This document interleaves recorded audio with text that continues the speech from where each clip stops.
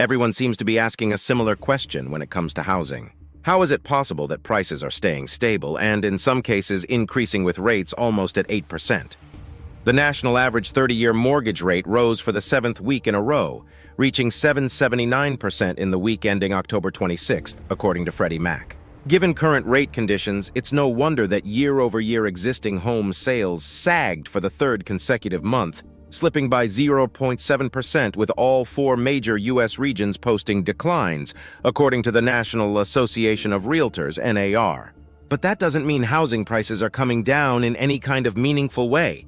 It's still a very competitive market for buyers.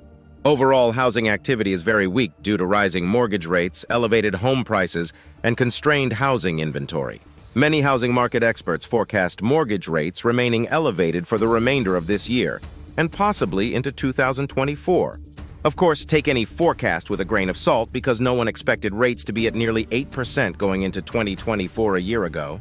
In order for conditions to change, we need more inventory.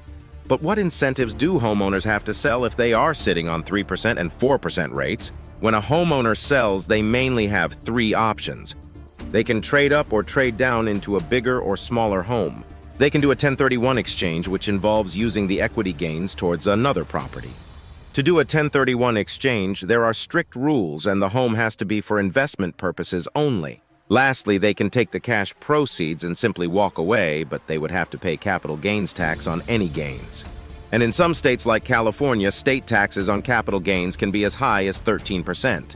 The main kind of sellers are the ones that want to trade up or trade down. But the value proposition right now is very difficult to digest for any seller. Let's say you have a $500,000 home with a $350K loan on it at 325% on a 30-year term. The mortgage payment on that is $114.42 a month. If that seller were to buy another home at the same value and get a $350K loan at today's rate of 7.8%, the monthly payment would be $2519.55. That's a $1105.13 difference per month. So many people are already getting squeezed with inflation and with wages failing to keep up with prices, so there are not a lot of people able to take on the higher payments. So many are asking, why not just wait it out? Let's talk about the main issues in the housing market right now. Rates are at the highest level in over 20 years. Specifically, the last time rates were this high was September 2000. Housing inventory remains at near historic lows, especially entry-level supply, consequently propping up demand and sustaining ultra-high home prices. New home construction, which had been helping pick up some of the slack, receded in recent weeks as well. Inventory is approximately 46% below the historical average dating back to 1999. Sales of existing home sales were slow, down 0.7% in August 2023, and a whopping 15.3% from a year ago. Year-over-year home sales have trended down markedly since February of this year, and the near term isn't showing much promise for improvement. Pending home sales, a bellwether for existing home sales, plummeted 7.1% in August and 18.7% from a year ago. It's clear that increased housing inventory and better interest rates are essential to revive the housing market, said Lawrence Yun, chief economist at NAR, in a press statement. In August 2023, 82% of consumers reported putting home buying plans on hold, according to the latest Fannie Mae Home Purchase Sentiment Index, HPSI. Home affordability sank to its lowest level in more than 3 decades, according to the latest Real House Price Index, RHPI, released by First American Financial Corporation. Other indices also reflect a bleak picture. For instance, the Federal Reserve Bank of Atlanta National Home Ownership Affordability Monitor, SHAM, index plummeted to an all-time low of 68.4.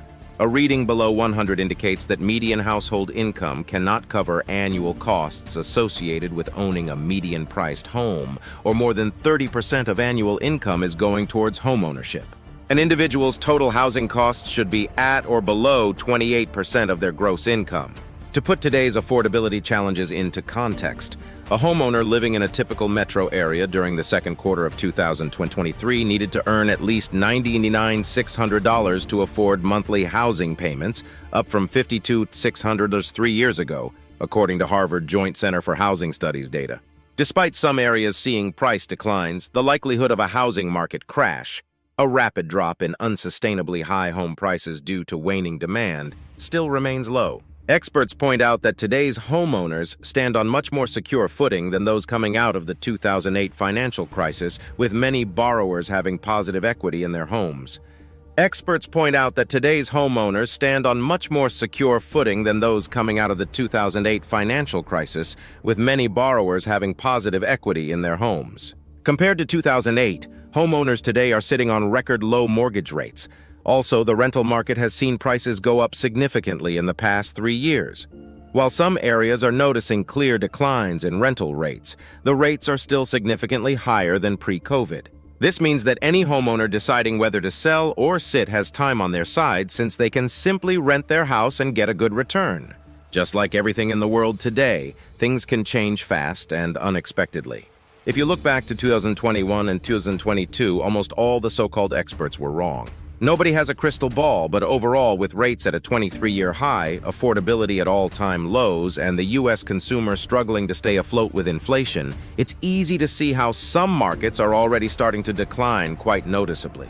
Stay tuned as we keep an eye on the market and give updates in the days, months ahead.